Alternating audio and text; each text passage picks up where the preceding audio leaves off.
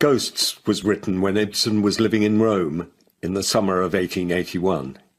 He anticipated its reception. He said, "It's reasonable to suppose that ghosts will cause alarm in some circles, but so it must be. If it didn't do so, it would not have been necessary to write it." Ibsen wasn't to be disappointed. There was an outcry of indignation against the attack on religion, the defence of free love, and the mention of incest and syphilis.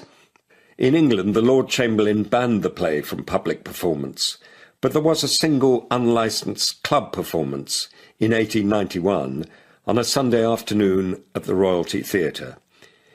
It detonated an explosion of critical venom.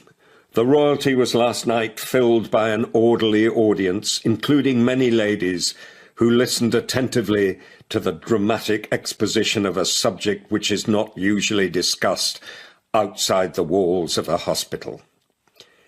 In spite of the play's morbid view of the state of society, you emerge from Ghosts with a sense of exhilaration, albeit underscored by the conclusion that it's impossible to achieve joy in life. In the face of the bones of true experience, you feel that the great enemy, apart from social repression and superstition, is to be bored with life and indifferent to its suffering. It's often said that Ibsen misunderstood the pathology of syphilis, that he thought, as Oswald is told by his doctor in the play, that it was a hereditary disease passed by father to son. It's much more probable that he knew that the disease is passed on through sexual contact, and that pregnant women can pass it on to babies they're carrying. He knew too that it's possible for a woman to be a carrier without being aware of it, and perhaps he wants us to believe that Helene knows she's a carrier. It's a matter of interpretation, which is, of course, what lies in the process of directing a play and translating it. It's a matter of making choices.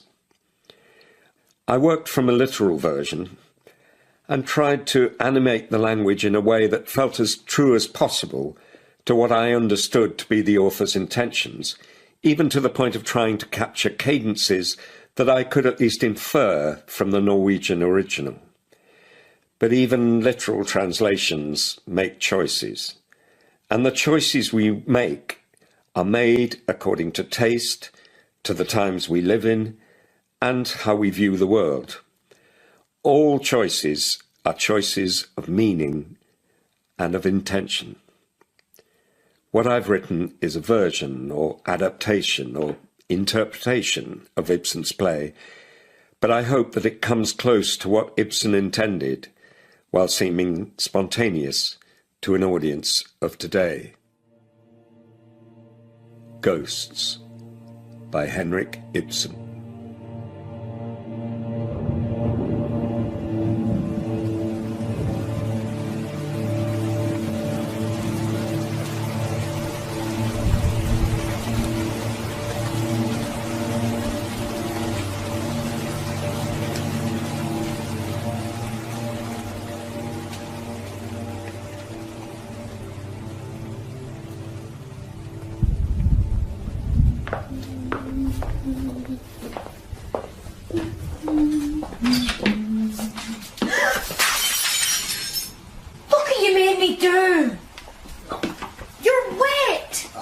God gave us. The devil, more like. Watch your mouth, Regina. I just wanted to say... Shh! You'll wake the young master. It's the middle of the day. It's none of your business. I had a drink or two last night. I'm sure. Well, I'm only human. But I was at work at 5:30 this morning and I did... I've heard it. Now go. I can't stand here having badinage with you. Having what? I don't want them to see you here, so go. I'm not going till I've had a talk with you. I'm finishing up at the orphanage this afternoon. Then I'm going to get the ferry back to town. Where? Bon voyage. They'll be serving drinks, when they open the orphanage tomorrow. So I'm not going to be there. No one can say I can't resist temptation. Huh. The pastor will be coming from town, He's coming today. and I don't want to get on the wrong side of him. Oh, I see. What? You're up to something. With the pastor? Are you out of your mind? He's been my guardian angel. What I wanted to tell you is this. I'm catching the ferry later, Sooner the better for me. and I'm needing you to come with me. What?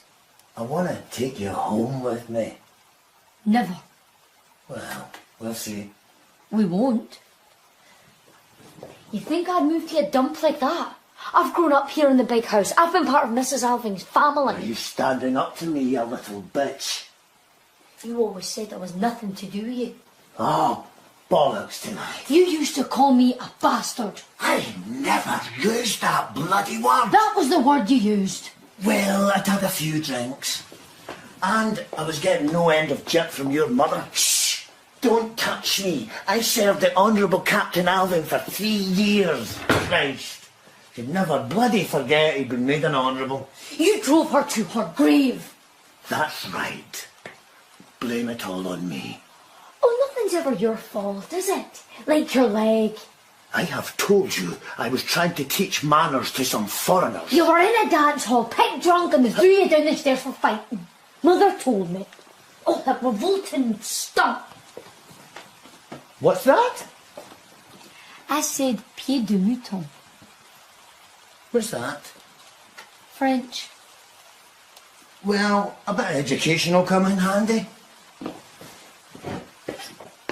Handy for what? I've got a new scheme. It'll be a disaster.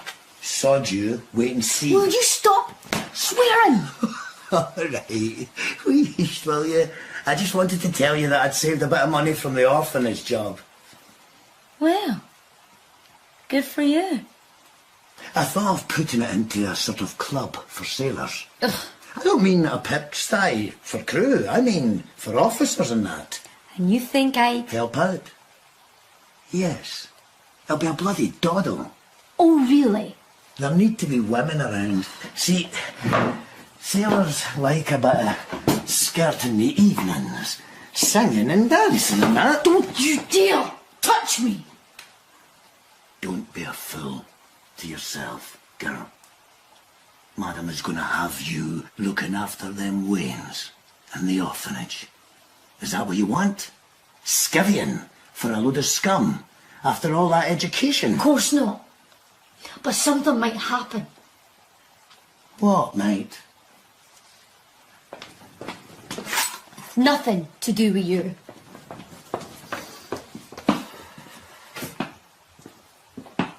Have you saved a lot? Enough. And you thinking of giving me some? No, by Christ, I'm not. You'd never think of giving me something for clothes. Come to town with me and you can have all the clothes you want. I can manage that without you. You need a father's protection. I'll get a house by the port. They won't want much of a deposit. And it'll be a kind of home from home for seamen. I don't want anything to do with you. Now go. You've turned into a bit of a looker, you know. So? So, you wouldn't have to wait long until an officer, a captain maybe. I don't want to marry a sailor. They have no savoir-vivre. Know what? One doesn't marry sailors. You don't have to. That American, you know, the one with the yacht, he paid a fortune. And she wasn't any better looking than you. Get out! You wouldn't dare hit me. If you talk about mother, I will now. Get out! I don't slam the door, you'll wake him, he's Very concerned about the young Mr. Alving, aren't we? It's him you've got your eye on, isn't it? Oh, don't be so stupid. No, go down the back stairs, the pastor's coming. You talk to him about what a child's supposed to do for his father, 'cause I am your father, and I can bloody prove it in the parish register. Father Jacob Engstrand.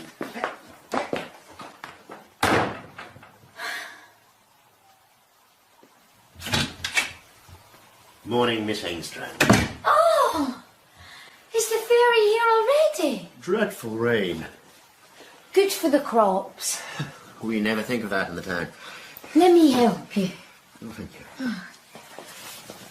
Oh, it's soaking. I'll hang it in the hall.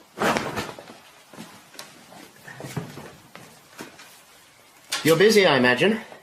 There's a lot to do for tomorrow. Is Mrs. Alving here? She's upstairs waiting for the young master to wake. I heard he was home. We thought he was coming today, but he arrived 2 days ago. Well, he's not ill, is he? Tired. He travelled directement from Paris. What? I mean, by the same train. He's probably still asleep, so we better be a wee bit quieter. Oh, yes. Softly, softly. Make yourself comfortable, Pastor. Now, is that comfortable? It's perfect. You know, Miss Engstrand, you've grown since I saw you last. Mrs. Alving says I filled out. Well, you have. It suits you. Should I tell her you're here? No, there's no rush. Now, Regina, how's your father been getting along? He's doing well, thank you, Pastor. He came to see me when he was last in town. He's always pleased when he's had a talk with the pastor. You see him every day, do you? Well, I'm often busy. He needs help. Yes, I know he does. Someone he can love and trust. He was very clear about that. He's told me. But I don't know if Mrs. Alving could spare me. What with the orphanage and everything, I'd hate to let her down. We'd have to get her permission, of course, but a daughter's duty is to her father. It's I don't think it's proper for a young girl to keep house for a single man. her own father we're talking about. It would be different if it were a nice house and a man who Regina. I could respect, who'd treat me like a daughter and I could feel affection for. girl. I get so lonely here. You know about loneliness, don't you, Pastor? I work hard. I would. Do you know of a situation like that, Pastor? Do I? With great respect. No, I don't. But you will think of me if ever you Certainly hear... will. Because if I could just come Could you and please work... call Mrs. Alving? I'll fetch her at once, sir.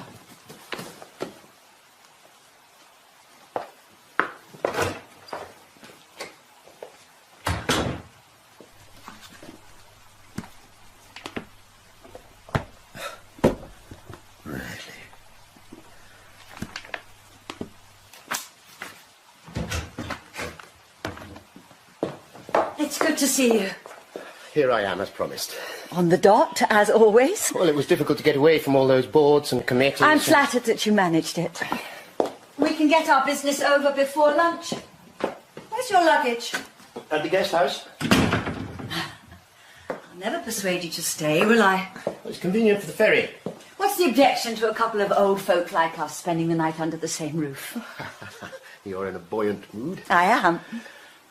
I imagine that's the celebration tomorrow, and Oswald coming home. Well, it's 2 years since I've seen him, and he says he'll stay for the winter.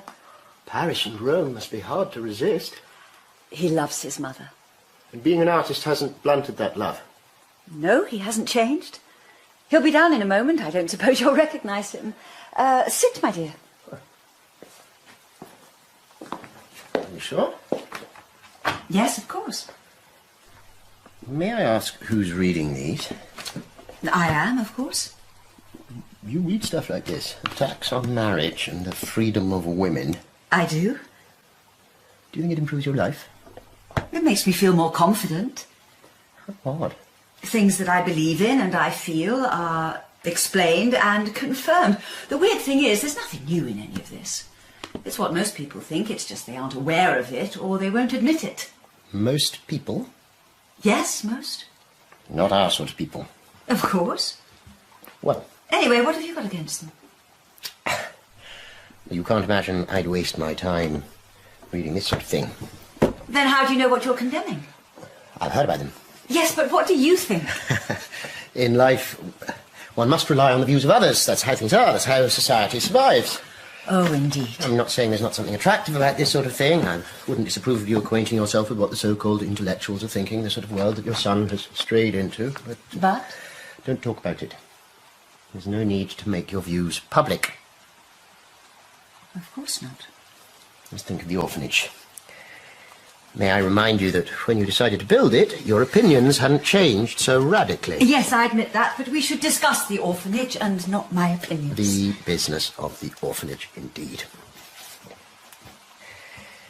But discretion, yes? Are these the deeds? All in perfect order. It's been a tremendous labour to get them ready in time. Sometimes the authorities seem to take a cruel delight in not making decisions. But here we are. The deeds to the farmhouse and the extensions, the classrooms, dormitories and the staff quarters all belong to your estate, naturally. Here's your will. And the foundation's articles of association. The Captain Alving Memorial Orphanage. I thought that Captain Alving's better than the Honourable Captain. It's less ostentatious. Whatever you think. The bank statement for the endowment fund. Now, this is the capital sum, which will provide the interest to cover the running expenses. I'm happy to leave all that to you. I suggest that we leave the money in this account. 4%, 6 months' notice of withdrawal. It's not wonderful. I'm sure you know best.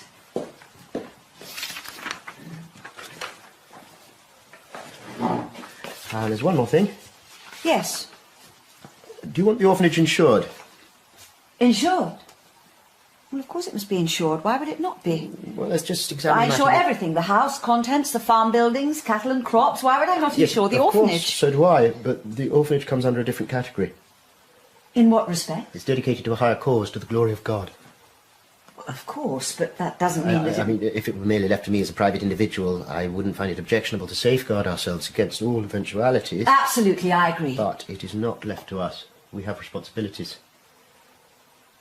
And what might be the feeling of the community? Why? Well, of course, you know them better than I do, but might there not be a number of people of authority... What do you mean exactly? Men of influence, whose opinion must be acknowledged. Any number of them. Why? There's many of them in town whom I have to deal with, the faction who support my colleague against me. Do you not think that such people might be offended? By what, for goodness sake? If you insure the orphanage, they'll imagine that you and I lack faith in the protection of the higher power, that we do not believe in the supremacy of Almighty God. But they know that you believe in the supremacy of Almighty God. Of course, I have an unimpeachable conscience, but I would not be able to prevent the erroneous impression that there is mistrust in the power of our Lord to protect. It might injure the work of the orphanage. Well, obviously, if that was the case... and I cannot disregard how awkward, how painfully embarrassing that could be for me. It's much discussed on the council, and it's much appreciated that we're taking the orphans off their hands, but as your advisor and your business manager, I fear that some of the more zealous ones... more zealous ones. And there are those in the press. Leave it! What? Please, leave it. We won't insure the orphanage. But if something were to happen, you would be able to pay for the repairs. Of course not, but you say we have no choice. We can't take the risk of causing offence. You mean you can't, as a clergyman? We have to believe it has special protection. Let's hope so. So no insurance? None. It's your decision. No insurance.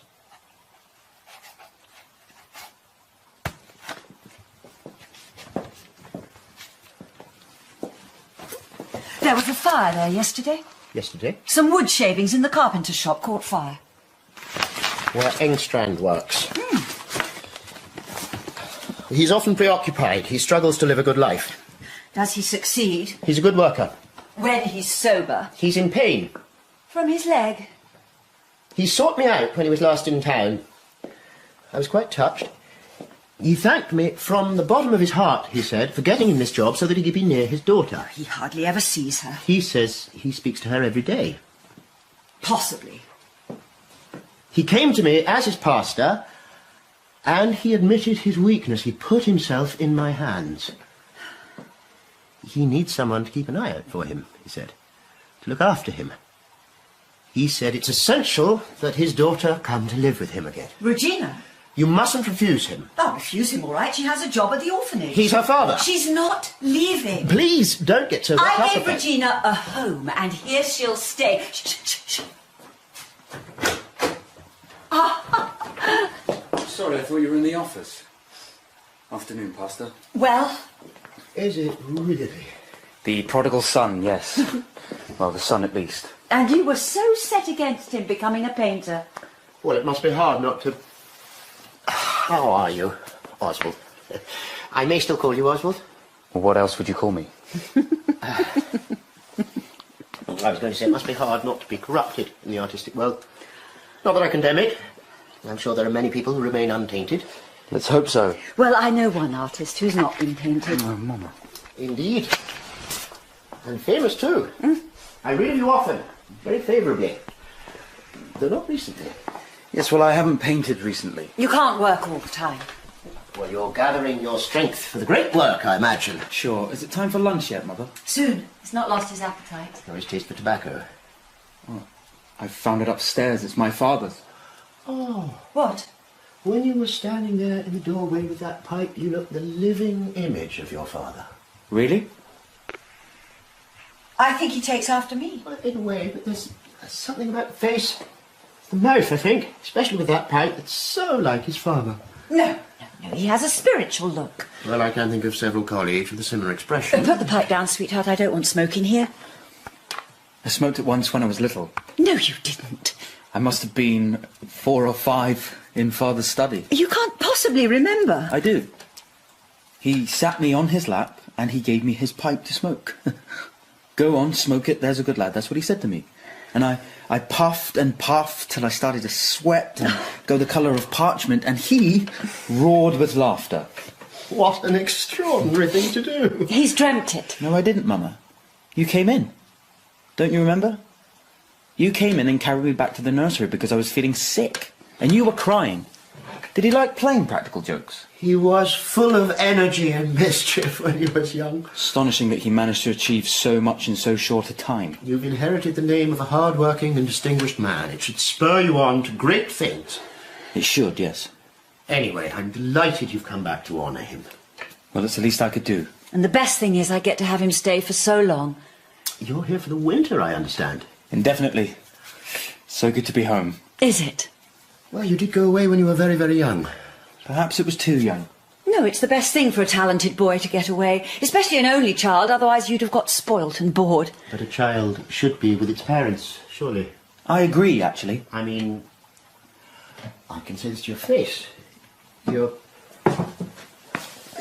what? You're 25, 26, and you've never had the chance to experience a proper home. No, you're wrong. You've always lived alongside people in the arts, haven't you? I have. Mostly young artists, bohemians. Yes, they're mostly young. So they can't afford to set up home and start a family. No, most of them can't afford to marry, that's true. Yes, that's what I'm saying. Yes, but they have houses, and some of them are very well kept.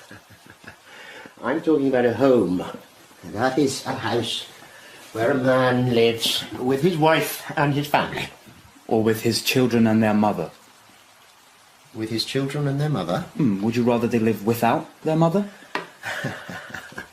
Well, you're talking about illegitimate children. Free love.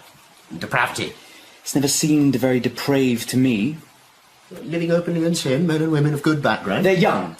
It costs a lot to set up home and get married. What are they supposed to do? I'll tell you what they should do. Stay away from each other. Stay celibate. Try giving that advice to young people who are in love. Just try. I was right to be worried about your son living alongside people who think that that sort of squalid life is normal. I usually go to a family like that on a Sunday. On a Sunday? Yes, that's when people relax, when they're not working, and I have never seen anything there squalid or immoral. Or do you want to know when I have seen immoral behaviour? No, I do not. No, I'll tell you. When some local worthy from round here comes to our humble Bohemian district, sniffing around the women, that's when we hear about places and goings-on that we'd never even imagined. People from here? Yes, have you never heard these worthies talk of the immorality of foreign cities? Yes, of course I They have. talk of nothing else. Yes, well, you can believe every word because it's all from practical experience. I can't bear hearing the freedom of our way of life. I don't know, the beauty of it smeared with muck by moralising cretins. Oswald, don't. I know. It isn't good for me to get overexcited. I'm tired. That's all.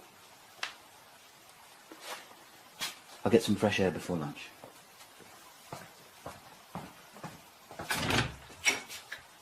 And I'm sorry, I don't expect you to agree with me, but I had to say it.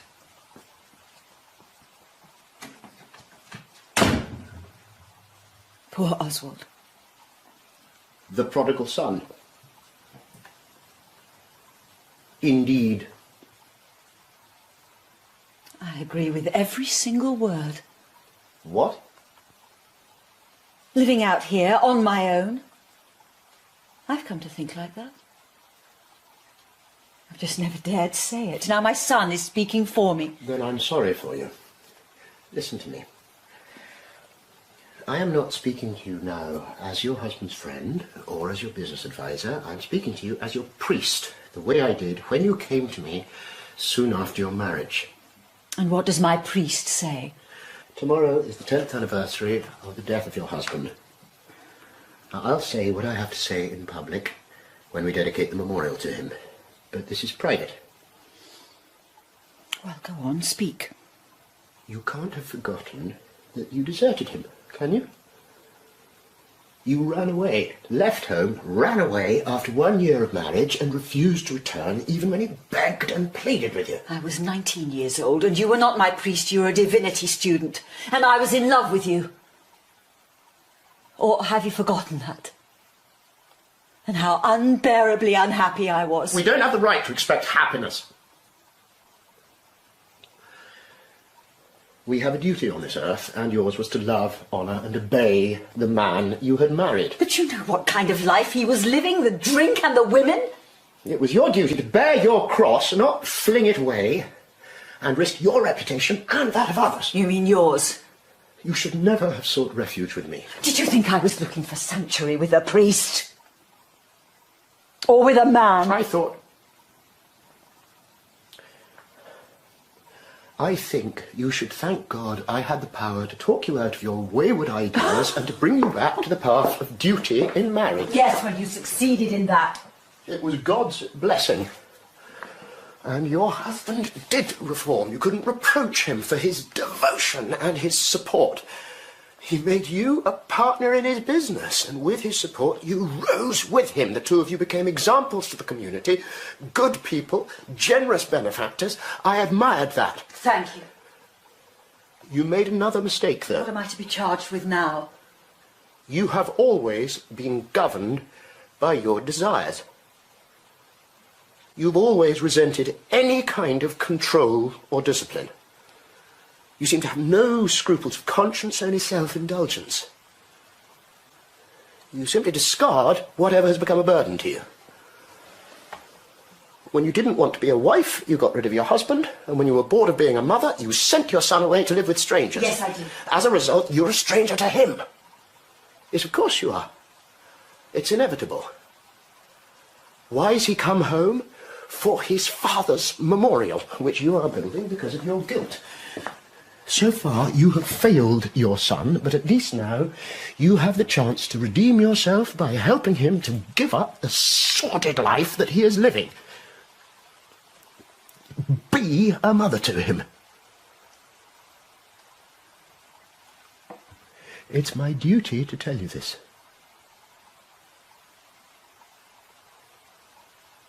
You've spoken and I've listened. And tomorrow you'll speak again in public, but now it's my turn. I suppose you want to make excuses. No, just tell you what happened. Well, nothing that you've said about me and my husband after you led me back to the road of righteousness, or whatever you called it, is based on what you actually saw. None of it. Was it? Because after that night when I came to you in utter despair, the second I came back to my husband, you never came near us again. you moved out here. And you never came to visit until after his death, and then it was only because of the business of the orphanage. Helene, you have to bear in mind... Oh, yes, what people would think. A pastor with a woman who'd run away from her husband. Some hysterical slut. You're exaggerating. What does it matter? What does matter is that when you pass judgment on my marriage, you just repeat what you've heard people say, yes? What of it? You have no idea. You have no idea.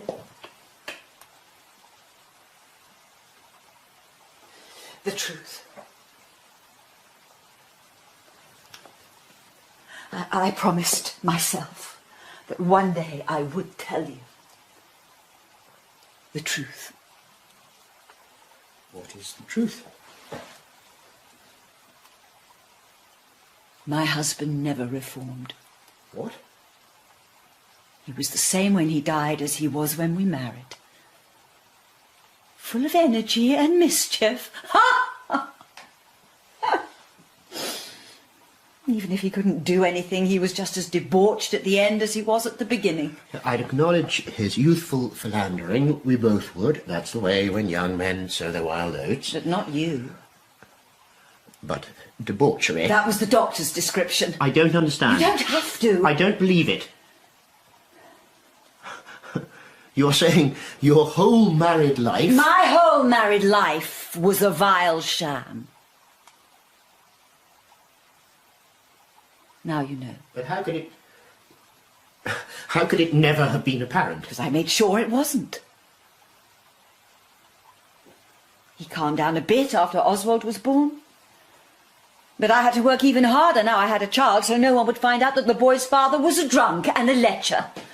But you know how charming he was. No one could ever believe anything bad about him, so I had to put up with it. The things he got up to in town, the drinking, the flirting, the whoring, because, well, it wasn't in public, or at least it wasn't in my face. But then... What? The thing that really sickened me happened here. Here? Here, in this house, in the dining room.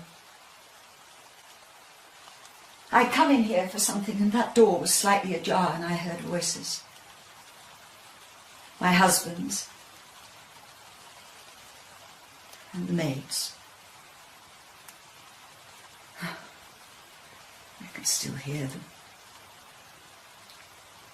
There was a sort of murmur from him. And there was a laugh. The scrape of a chair. A sort of giggle. And then she whispered, "Don't, sir. You can't." I'm sorry, I was just playing a game.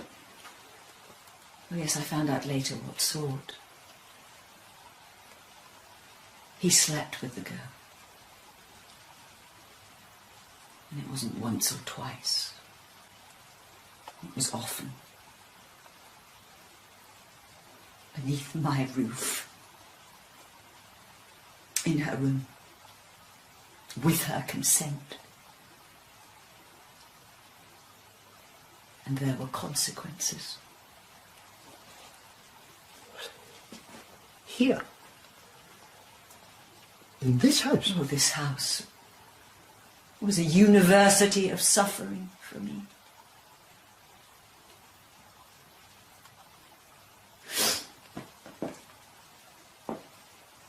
To keep him home after that, I had to sit in his study, night after night, while he drank, and made me drink, and forced me to listen to the foul stories of his sexual exploits.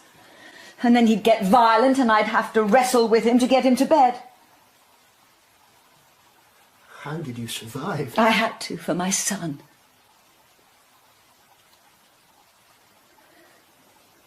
The maid was the last straw. I thought, that's it. Enough. I took control of the house. Everything, and he couldn't object. I sent Oswald away. He was 7. I know. He'd sensed something going on the way children do. I thought he'd get poisoned just by breathing the air in this house. That's why I never let him come back while his father was alive. Helene. You have no idea what this has cost me.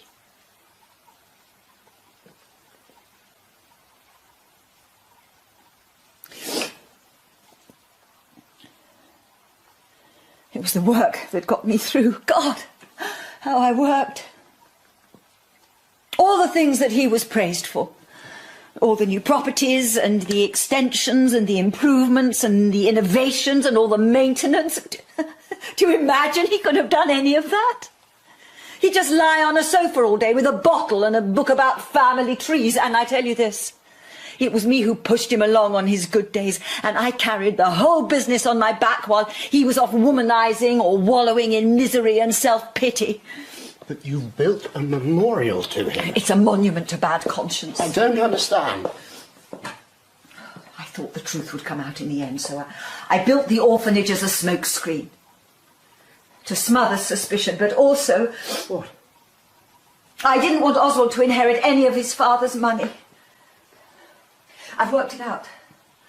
What the orphanage costs is exactly the same as the money he had when we married.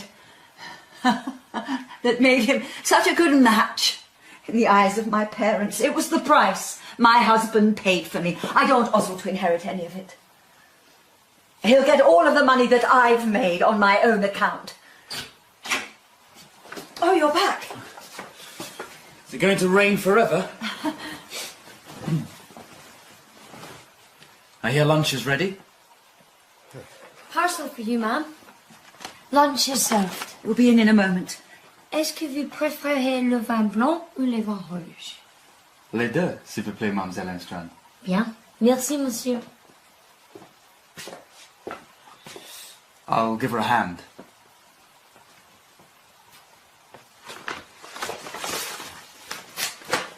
It's the music for the band. How am I going to speak tomorrow in good faith? I'm sure you'll find a way. There mustn't be a breath of scandal. There won't be a breath of scandal. And tomorrow the corpse will have vanished from this house and there'll be just my son and me.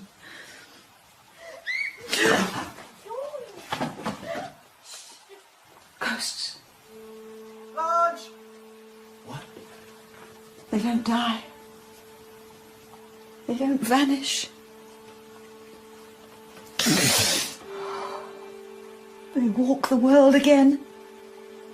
Mama! We're coming!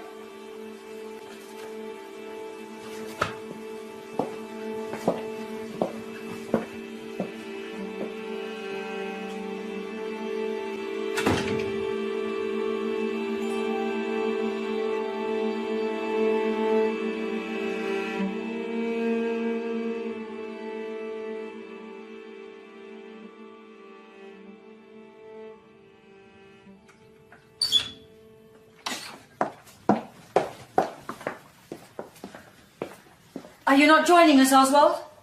No thanks. I might go outside later. Regina, Yes, ma'am? you can clear up later. Go to the ironing room and help with the ribbons for the decorations. Yes, ma'am. What should we do? Can they hear us? They can't. Yes. What should we do? He's just flirting with her. I'm sure they haven't been to bed together. God forbid, she's barely more than a child. I think you'll find she knows what's what.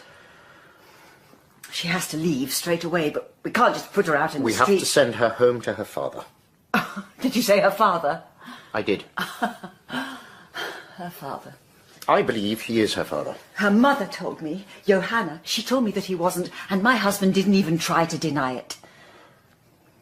We just hushed it up. Yes, I see. I gave her a lot of money. She did the rest.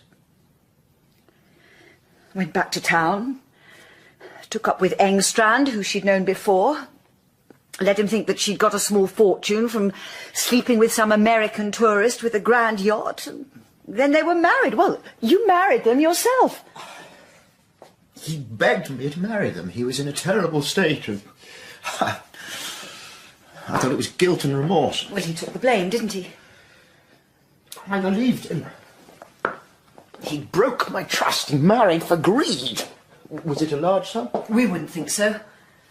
Imagine marrying a whorish woman for money. I married a whorish man for the same reason. Do you think my husband was any more chaste than Johanna was when he stood beside me at the altar? That's utterly different. Only the price was different. You can't compare it. You were obeying the wishes of your family and you were listening to your heart. You know what my heart, as you call it, was telling me. If I had known...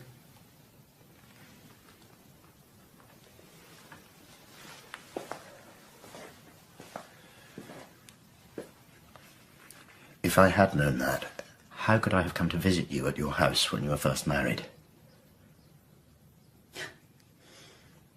You knew.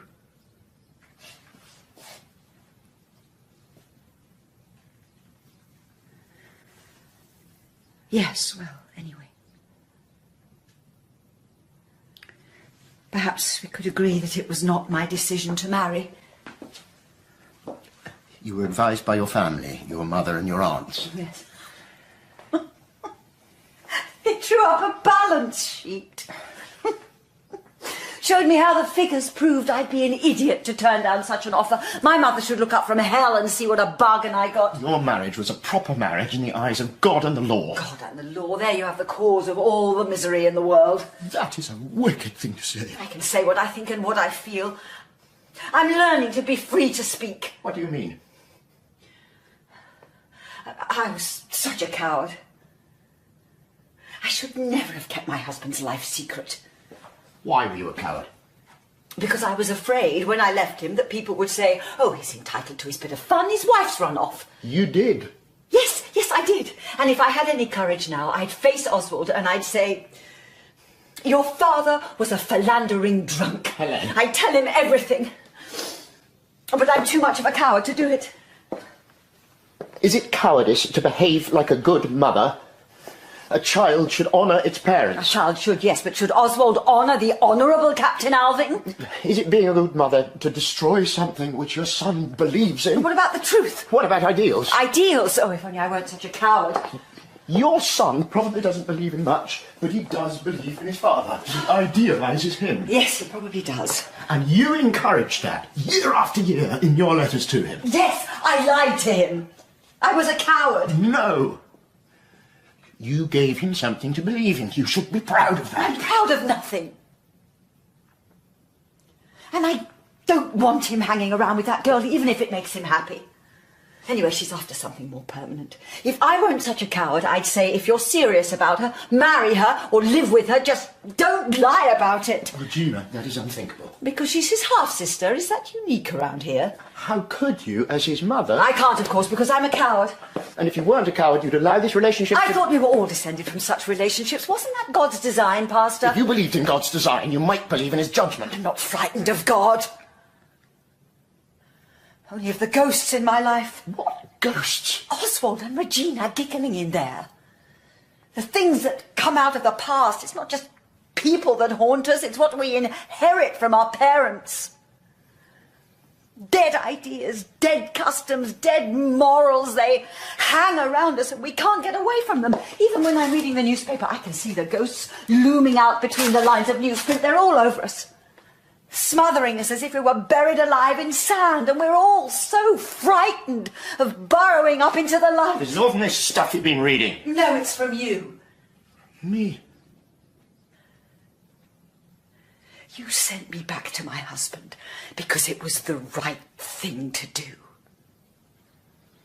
When I knew that everything about it was horribly wrong. And I began to examine what you were telling me. I picked at the knot, and when it was undone, the whole thing unravelled. And I realised the whole thing was fake. Is this my reward for the hardest battle of my life? It was a defeat. Helen, resisting you was a victory over myself. It was a crime against yourself. And me. That I told you to go back to the man you had married. When you were saying, look, take me, please, I'm yours. Was that a crime? Yes, yes, it was. We just don't understand each other. No, we don't. Anymore. I have never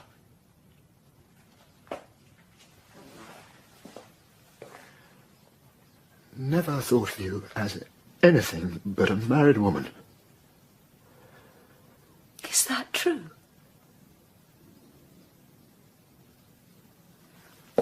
Helen. You've changed. I'm the same as I always was. Are you? I am.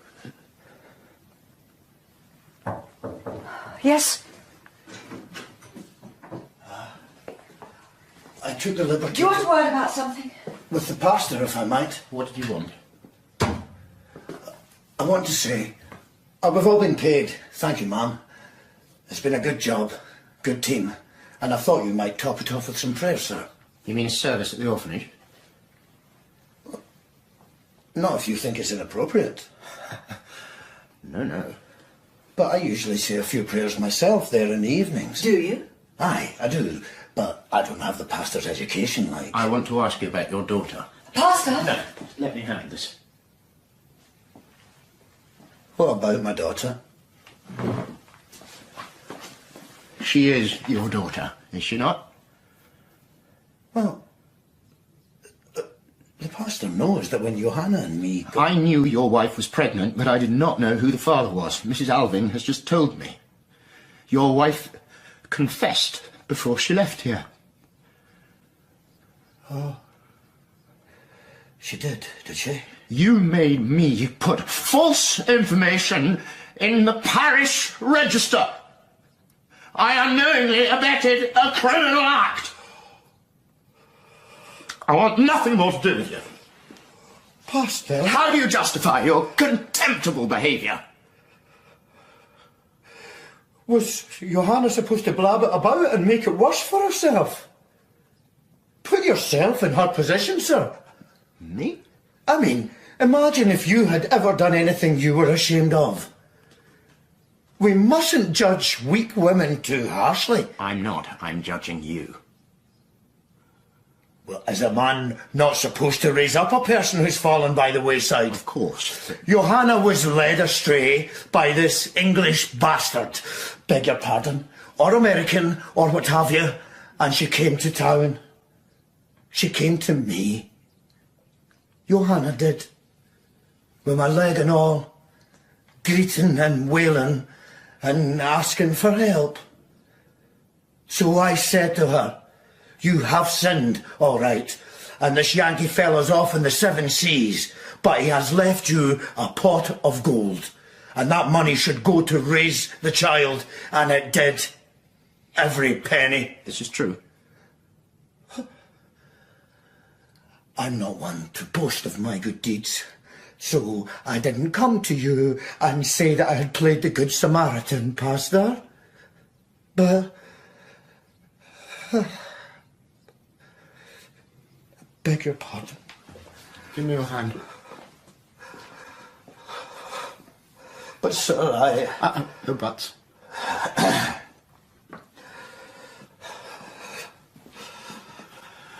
There. Now, if I have misjudged you... You have, sir. Forgive me. Perhaps there's something I could... Well, you could help me with a kind of charity, like. You see, I'm thinking of starting a home for sailors with the money I've saved. A home? More of a refuge. A home from home. Under my care. And God's. I'm needing a helping hand. We'll discuss it at the orphanage. I'll be down shortly. Prepare for the service. Will you need any equipment, like laid out? A temporary altar. Some candles, a small table. Thank you, sir. And thank you, ma'am. Take good care of Regina for me.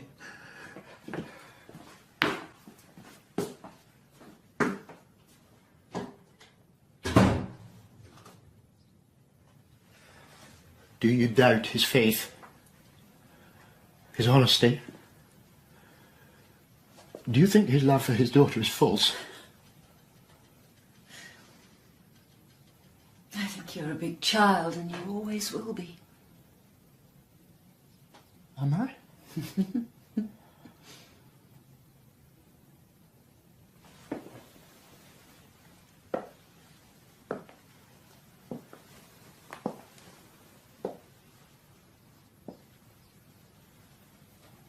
I'd like to put my arms around you. You need my protection. Helene. Don't be frightened of me. You? I don't know. What's the word? Extravagant in feelings. I must go down to the orphanage. See you later.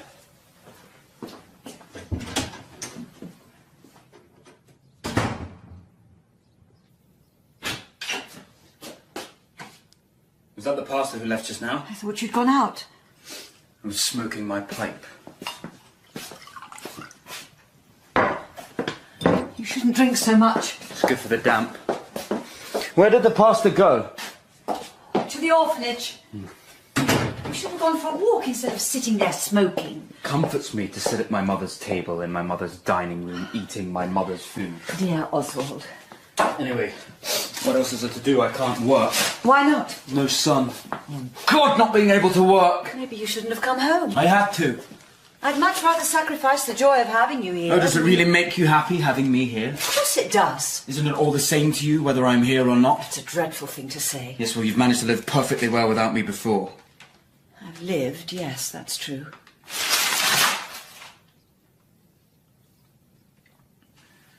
Do you mind if I sit next to you? Of course not.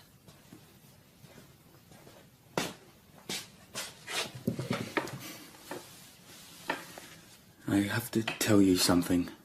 What? What is it? I couldn't write to you about this. What? And yesterday I tried to just block it out of my mind. Please sit, Mother. I'm trying to tell you something. I told you yesterday that I was tired. From the journey, yes. No, not the journey, You're Mama. not ill, Oswald. Please, Mama, please be calm. Please sit down.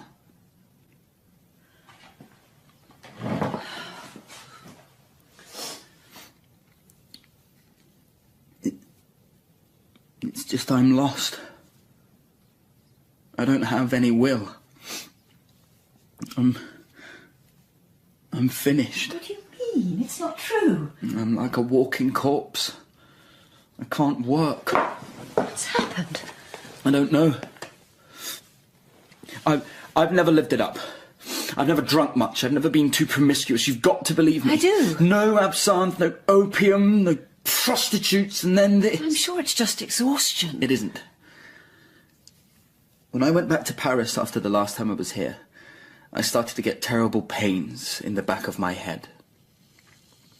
It was like a vice round my skull. And I thought at first it was just a bad version of the headaches I used to get when I was young. Yes, yes. Yes, but then I realised that it wasn't.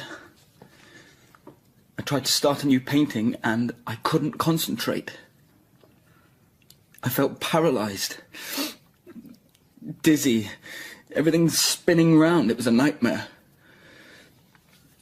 So I went to a doctor and he told me. What? He asked me lots of questions. Turned out he was an expert, a specialist. And I didn't understand what he was getting at, but... What? Eventually he said, since you were born, you've been vermoulu. Vermoulu? Worm-eaten. And I asked him to explain, and the stupid old pig, he said... What? He said, the sins of the fathers are visited on their children. I nearly smashed him in the face. I said it was impossible. Not my father, I said. I even showed him all your letters, translated all the stuff that you'd written about him. In that case, he says, you've only yourself to blame, and you should have abstained from your merry excesses. You see, it's all my fault. No, you mustn't think like that. Why, there's no other explanation. I can't blame anyone else. I have ruined my life. I've thrown away happiness, health, and work for thoughtless, reckless pleasure. I'm sure it's not as bad as you think. How would you know? I'm sorry. It'd be easier if you didn't care about me at all. You're the only thing I care about in all the world. No, I know. When I'm here, I see it, but it only makes it harder. I don't want to talk about it anymore. I need something to drink. What do you want? Something, anything. I have to drown these thoughts.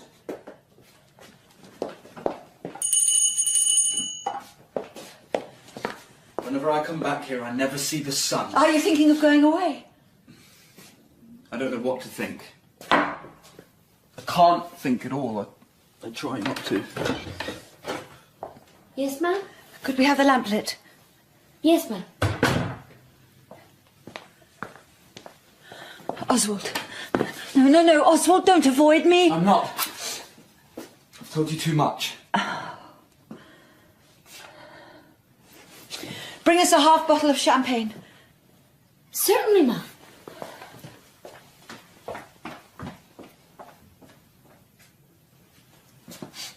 I knew you wouldn't let your little boy go thirsty. I can't deny you anything. Do you mean that? What? That you can't deny me anything? Shh. Voilà le champagne, monsieur. Est-ce que je dois l'ouvrir? Non, merci, c'est moi qui le fais.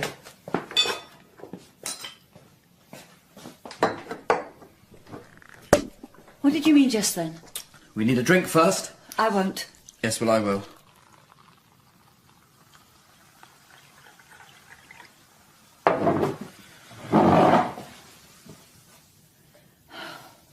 So?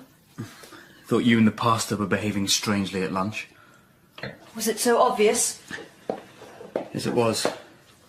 So, what do you think of Regina? What do I think of Regina? Don't you think she's amazing? You hardly know her. But isn't she lovely? She has her faults. Don't we all? I don't want any harm coming to her. I need her. What do you mean? I need her. I need her to help me, to nurse me. You have me. No, I can't stay here. I have to live in a different way. I can't bear to be watched. I'd stay if it were just the illness, because you're my mother. You're my best... You're my only friend. I am. Yes, but I couldn't bear you to see the guilt and the remorse and the sickening fear. I can't face the fear. What fear? I can't describe it.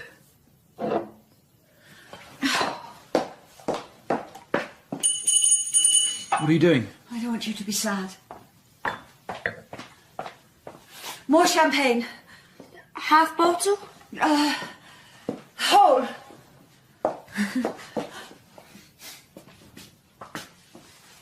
Don't you think she's attractive? Oswald, sit, please. I feel guilty about her. When I was here last, she kept asking me everything about Paris. And I said to her, "Oh, I bet you'd love to go."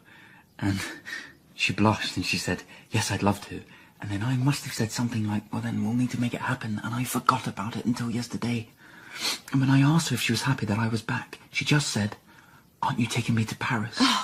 She's been teaching herself French since my last visit. That explains. No, and I never really noticed her before, but then I looked at this gorgeous, radiant, excited creature in front of me who was happy to give herself to me. Oswald. No, it's true, and I realised that she could save me just with her energy and the joy she took in being alive. Sorry I've been so long. I had to go to the cellar for the ice. Can you fetch another glass? There's one already there. For yourself, Regina. Well? Are you sure? Fetch the glass, Regina. Look at her confidence. Oswald, you can't do this. I've already decided, and you can't deny me. Sit down, Regina. Sit. What do you mean when you say the joy in being alive? Something that's never apparent here. You mean with me? You don't understand. Oh, I think I do. Taking joy in eating and talking and drinking and making love and working too. Joy in life and joy in work. You don't know about either. Perhaps you need to explain to me.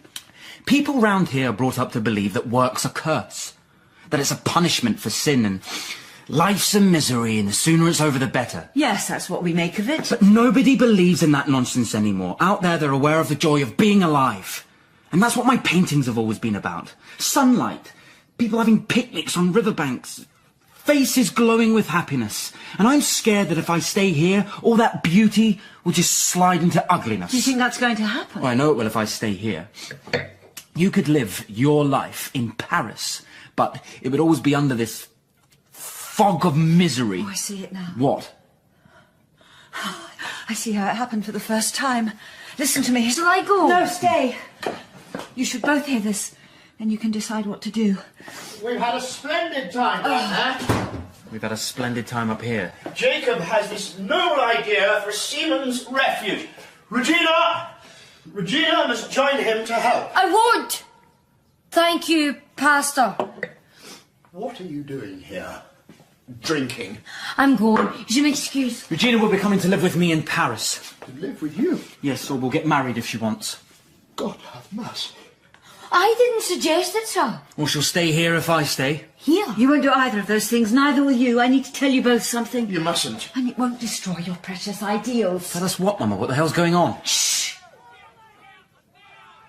Listen.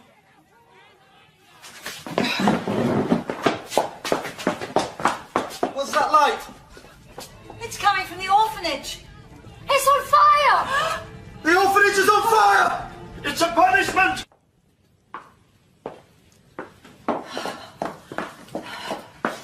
The lamp's empty, shall I? Leave it. Oswald would be back. Oh, God. There's nothing left. The basement's still burning. Shall I go and bring him back? I'll go.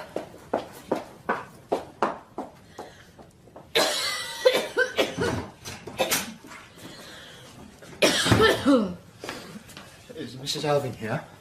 She just went out. That was a glimpse of hell. It's a disaster. It was terrible, I thought, when that roof started. Don't, please. How did it happen? Has your father said something? Said what? Pastor? I need a word. Are you following me? I have to, sir, I'm afraid. It's a serious situation. Yes, I'm afraid it is. What situation? What went on at the orphanage? I said to him, why not give the building a blessing? Oh, you did you? Priest, will you? And I'll not forgive myself for asking him to do that. I assure you, You're the only one that touched the candle, sir. So you keep saying, but with respect, I can't recall having a candle in my hands. I saw you take the candle. You pinched the wick off and threw it on the floor in the wood shavings. You saw it. Aye, I saw it. I can't understand it. I never do that with candles. Well, it did seem a bit careless, like, but I didn't like to say. You'd not insured it. You heard me say so. Aye, I did. At the prayers. Under the protection of God, you said. Then you set the thing alight. That's a calamity, that is. Yes, it's a calamity. There'll be a right hoo-ha in the papers. They'll be pointing the finger at you. Oh, yes. Spite will be rife. He won't leave the fire. Well, there are two good things that have come out of this. It can't happen again, and you won't have to make your speech. I would have been prepared. Nothing good would have come out of that place. You don't think so? Do you? It's still a tragedy. It's lost property, that's all. Are you waiting for the pastor? I am. Then sit. Thank you, Mum. I prefer to stand. You're going on the ferry, I presume. It leaves in an hour. Take the papers, please. I don't want anything more to do with the orphanage. The original intention of the legacy will have to be changed. I'm sure. I'm really not interested. The land will go to the parish. It's not worthless. And I could use the capital for some other charitable enterprise. I'm sure you can. My home for seamen, sir. Your home. I'll consider it, certainly. To hell with considering. What of deciding? I don't know if I may have to resign. It all depends on the outcome of the inquest. There's no way of knowing how it'll turn out. There is, you know. Is my name Jacob Engstrand? Doesn't the Bible say a certain Samaritan had compassion on him? Eh? There doesn't have to be an inquest if they know how the fire started and who started it. What are you saying? You have been my guardian angel, Pastor. Now I'm yours. I've taken the blame before. They'll believe anything of me. You don't have to say a thing.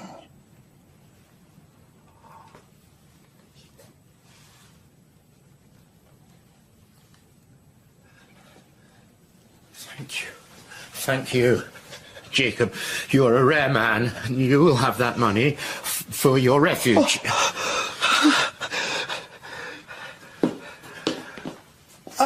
I shall call it the Captain Alving Refuge for Sailors. And if it turns out the way I hope, it shall be worthy of his name. Come with me, girl. You'll live like the yolk in an egg. Jamais. Helen. Who am I to judge you? Or to forgive you?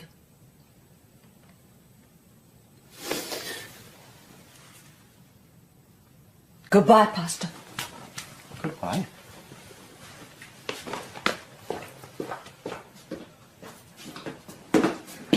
Goodbye, Mum.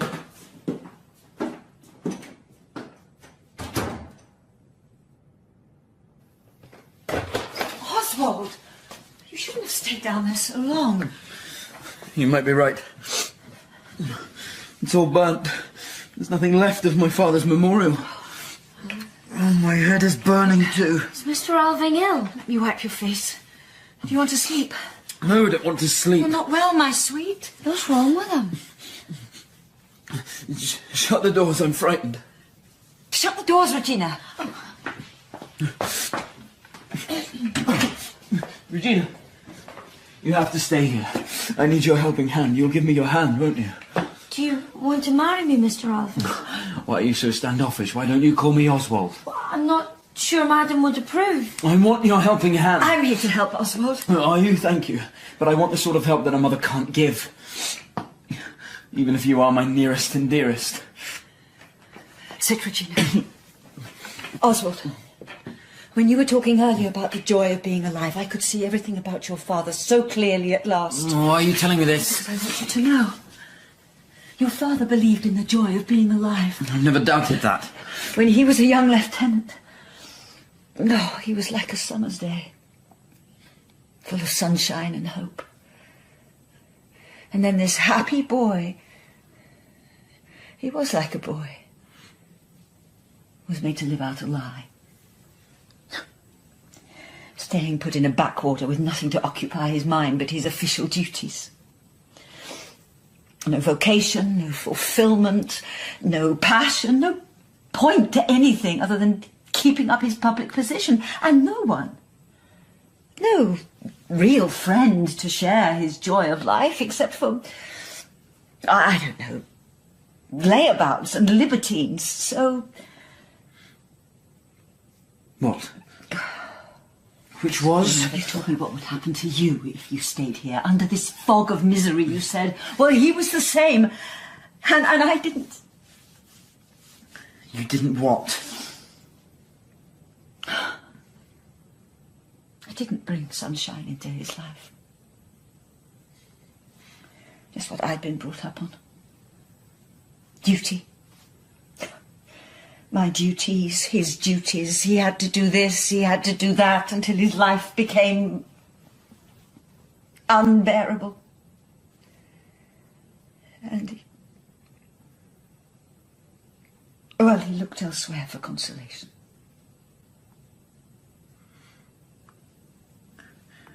Why did you never tell me about this? Because you're his son, of course. I condemned him to a life of lies. Another way of punishing him, I suppose. I hated myself for the lies, and I hated him for my unhappiness. And now? I think I destroyed your father before you were born. And I thought... I think that Regina has as much right to be in this house as you do.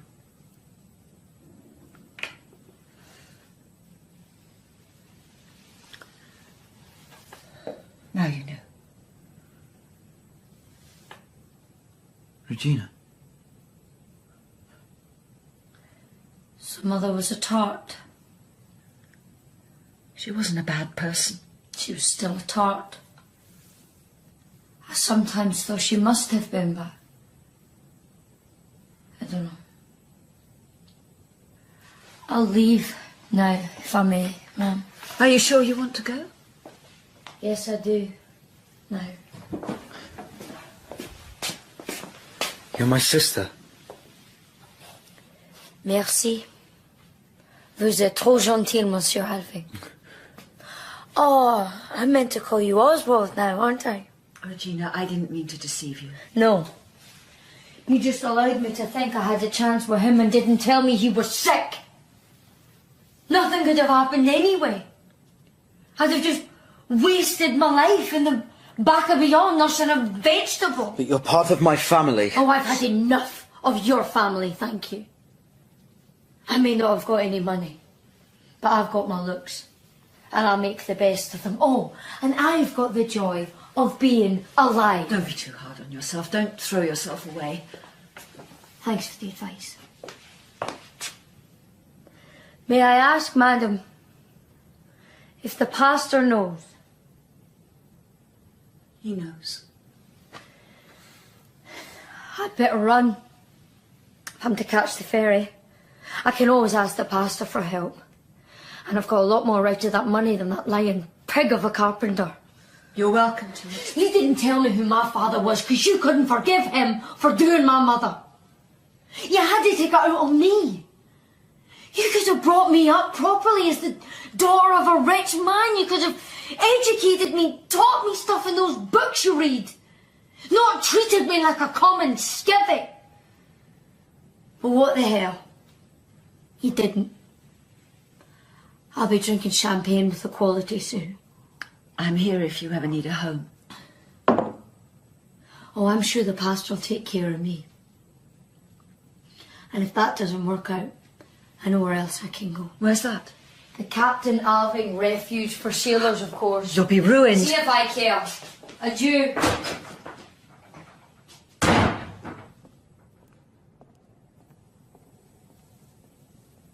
She's gone. Yes, she's gone. Are you very shocked? About my father? Yes. It's all the same to me. The same? Yes, I'm sorry for anyone who's had a miserable life. But he was your father. And I didn't know him. Only thing I can remember about him was that he sat me on his knee and made me puke. But you must love your father. And why? What do I have to thank him for? I would have thought with all your reading you wouldn't believe in all that nonsense about loving your parents just because they're your parents. Is it nonsense? Yes, of course it is. It's just one of those old sayings that gets parroted. A ghost. Yes, you could put it like that. So you don't love me either? At least I know who you are. Is that all? I know you're fond of me and I appreciate that. And now that I'm ill, I know I'll depend on you. I have to admit, it's a terrible thing to say, but I welcome your illness because it's brought you home. But I do know that I can't take you for granted. I know that I have to earn your love. Yes, just talk, Mama. I'm a sick man. I'm selfish. I can't think of anyone but myself. I'll be patient. You've got to be cheerful. Of course, I will be. You don't feel guilty anymore. Just frightened. Can I help? Regina would have done it without argument. What? Is it late, Mama? It's almost dawn.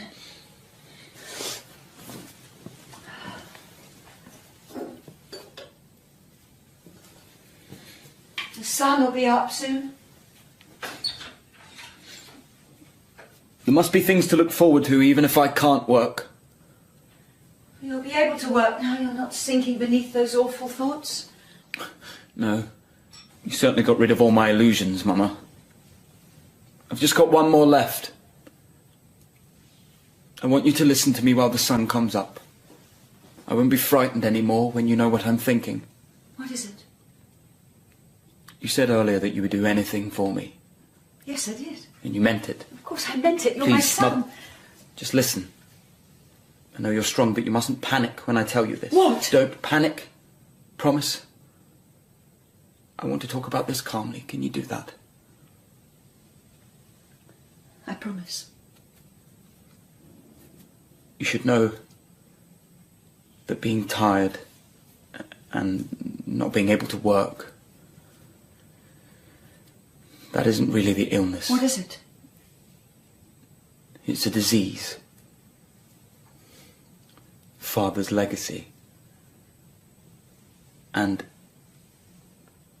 it isn't just here in my groin. It's in my head. No! Don't shout, Mother, I can't bear it. It just sits in here, waits to pounce. Oswald! Please, Mother, please be calm. I'm trying to tell you how it is. I know. I had an attack in Paris. It didn't last, but I didn't know when I'd have another, so I had to come back here as soon as possible because I was just so scared of what could happen. I could put up with it if it were just, I don't know, a conventional terminal illness. I'm not afraid of dying, though on the whole I prefer not to. Oswald. But this is just so repulsive, so incredibly degrading. Turning into a baby, having to be fed, being incontinent. A child is cared for by its mother. No, you see, that's exactly what I'm terrified of. I don't want to be a grey-haired infant. And what if you die before me? Oh. Huh? An attack doesn't kill you, you know. It just softens the brain. Softens the brain. It sounds beautiful. Makes me think of stroking the skin of a peach. Oswald, please. You see, Mother, you shouldn't have sent Regina away. She would have helped. How, darling, could she help you if I couldn't? After my first attack, the doctor said that when it comes back, and he said it will come back, that's it. No hope. How cruel. No, I made him tell me because I told him I had to make plans. And I did. Do you see these, Mama? What is it? It's morphine. 12 tablets. I've saved them up. Give it to me. I'm not ready. Give me the pills. I can't bear this. You have to, Mama. If Regina was still here, I would have told her about it and asked her to help, and she would have. She wouldn't. Yes, she would have, Mama. She would have seen me in a heap, whimpering and dribbling and desperate. She wouldn't have helped you kill yourself. She would have. She loves life. She would have hated looking after an invalid. Oh, thank God she's not here. Yes, but now you'll have to give me the helping hand. Who is closer to a child than its mother? I brought you into this world. I didn't ask you for life! And what kind of life have you given me? Mother, you brought me into this world, but now you can take me out of it. Where are you going? The doctor. No, I'm not going. Hurry, no. Leave me alone. I'm not going. I'm not going.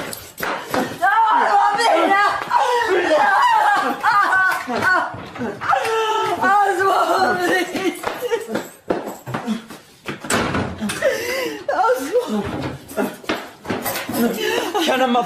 Can my mother bear to watch her son in pain?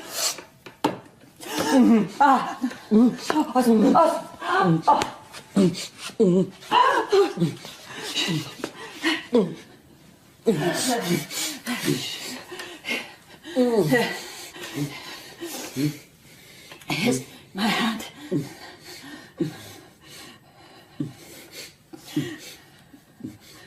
Will you do it, Mother?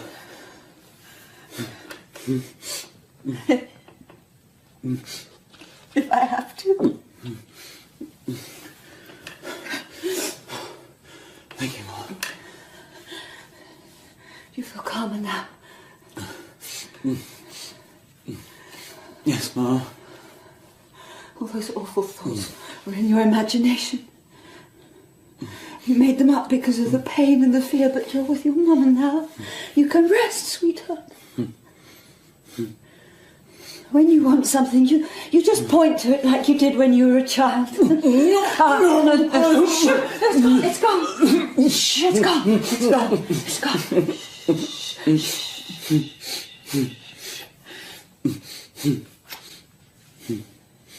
You can rest now.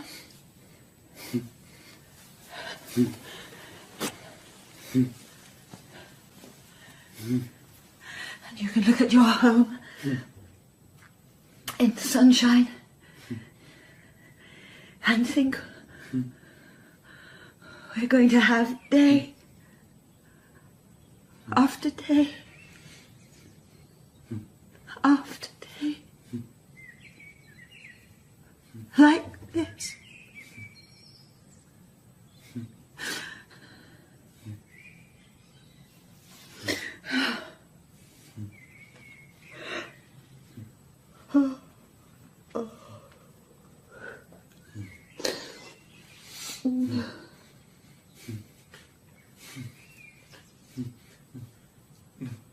Mama, where's the sun? What did you say? Where's the sun gone, Mama? Oswald. Give me the sun. Oswald, look at me. The sun. Oswald, can you see me? Give me the sun. Oh, what do I do? Give me the sun. Give me the sun. Give me the sun. Oh, no. Son. Son. Son.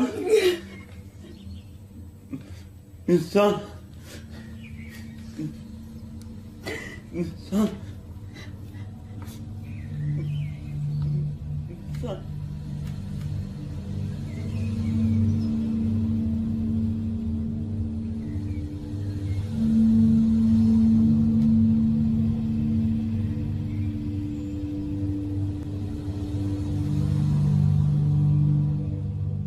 In Ghosts by Henrik Ibsen, the part of Helene Alving was played by Lesley Manville and her son Oswald by Jack Lowden.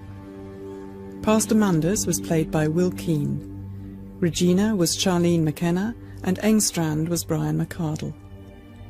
Original sound design was by John Leonard. Ghosts was first produced by the Almeida Theatre in September 2013. It was adapted and directed for stage and radio by Richard Eyre and produced for BBC Radio 3 by Alison Hindle.